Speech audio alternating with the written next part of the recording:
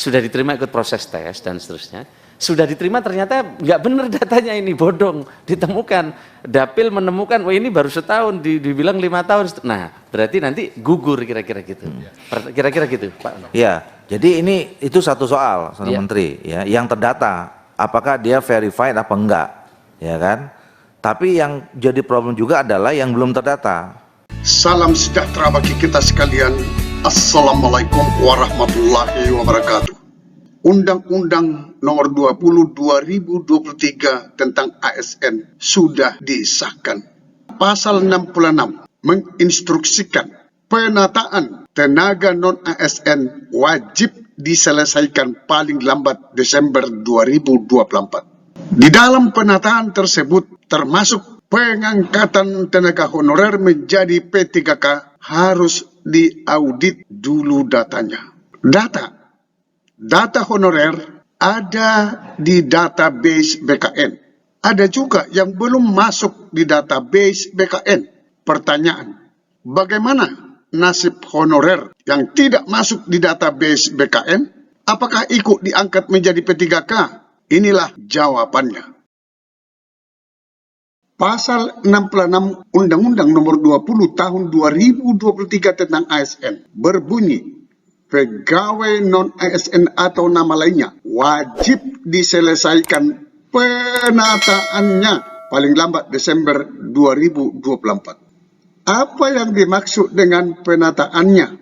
Kita lihat di penjelasan pasal 66. Yang dimaksud dengan penataan adalah termasuk verifikasi, validasi, dan pengangkatan oleh lembaga yang berwenang.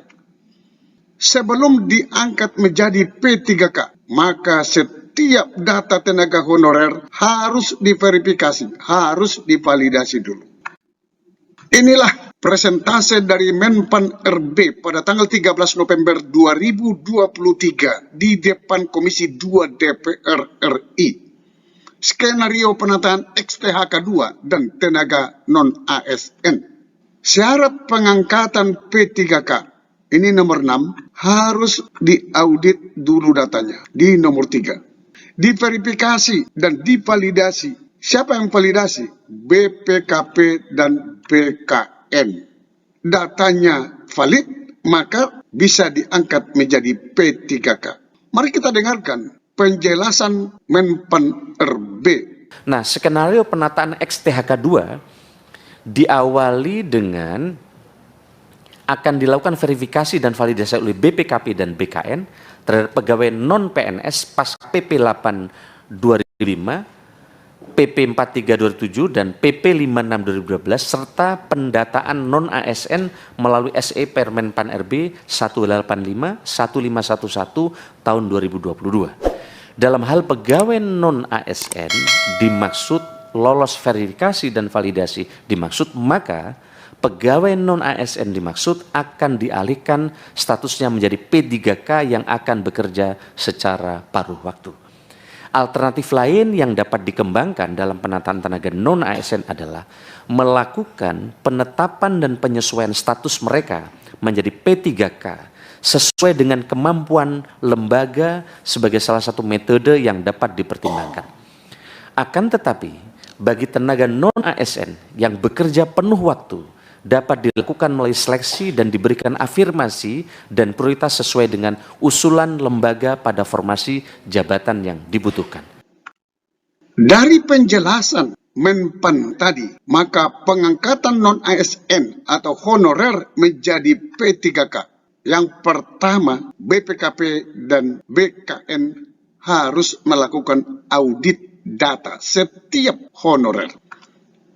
Sesudah diaudit, jika valid maka dilakukan pengangkatan melalui seleksi dan melalui pengalihan status P3K. Yang diaudit oleh BPKP dan BKN adalah data non-ASN yang ada di database BKN. 2.355.092 honorer. Sementara masih banyak tenaga honorer yang belum terdata di database BKN. Data honorer yang tidak masuk di database BKN ada sebanyak 3.389.000.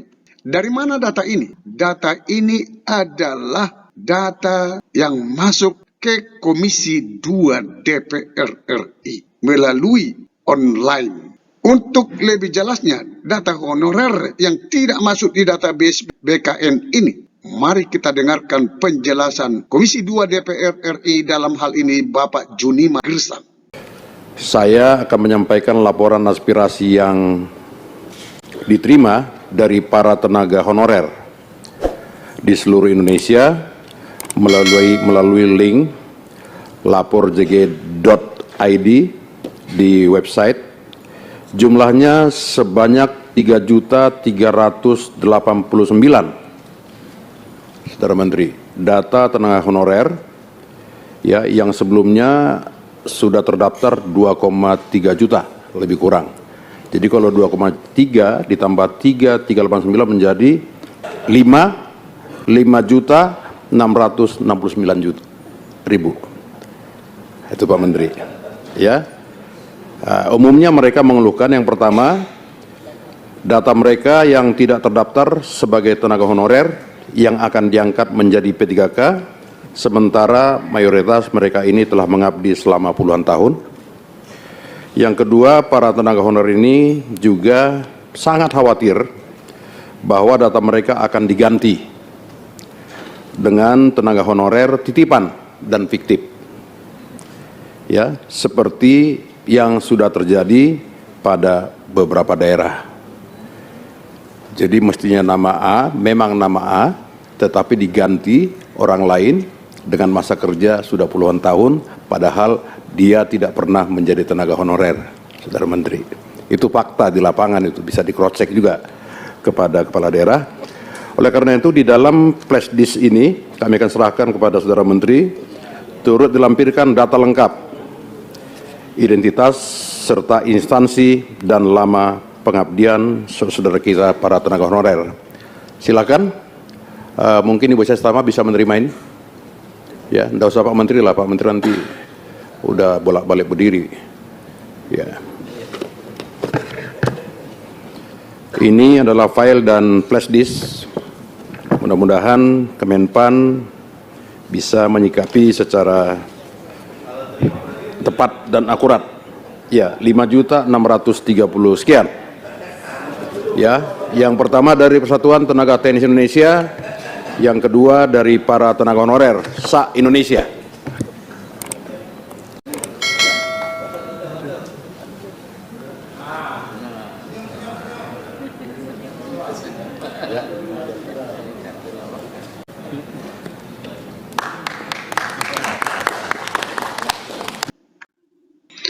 Dari pengamatan kami, sampai pada hari Senin 13 November 2023, berdasarkan kesimpulan rapat kerja antara Komisi 2 DPR RI dengan Menpan RB dan BKN, di sana semakin jelas nasib tenaga honorer yang belum terdata di database BKN. Ini nomor 1, pre-memori. Kesimpulan nomor 2, pre-memori.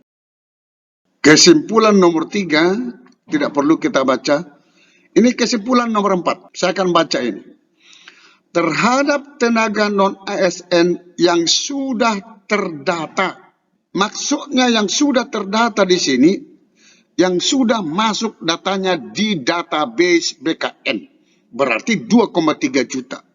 Komisi 2 DPR RI mendorong Kemenpan RB, BKN, meningkatkan koordinasi dengan BPKP untuk menyelesaikan verifikasi dan validasi tenaga honorer agar pemerintah segera mendapatkan data yang valid untuk menyusun skenario penataan tenaga non-ASN yang sudah dijelaskan oleh Menpan tadi. Skenario penataan tenaga non-ASN.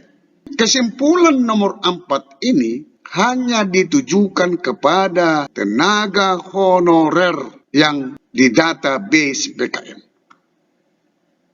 Kesimpulan nomor 5, terhadap tenaga non-ASN yang belum terdata, saya ulangi, yang belum terdata. Komisi 2 DPR RI bersama-sama dengan Kementerian Menpan RB BKN untuk mencari solusi terhadap masalah tersebut. Yang belum terdata di sini adalah yang tadi, 3.389.000 tenaga honorer yang belum masuk di database BKN. Apa artinya ini, teman-teman? Tenaga honorer yang belum terdata, belum diaudit oleh BPKP dan BKN. Kalau tidak diaudit, berarti tidak bisa diangkat menjadi P3K.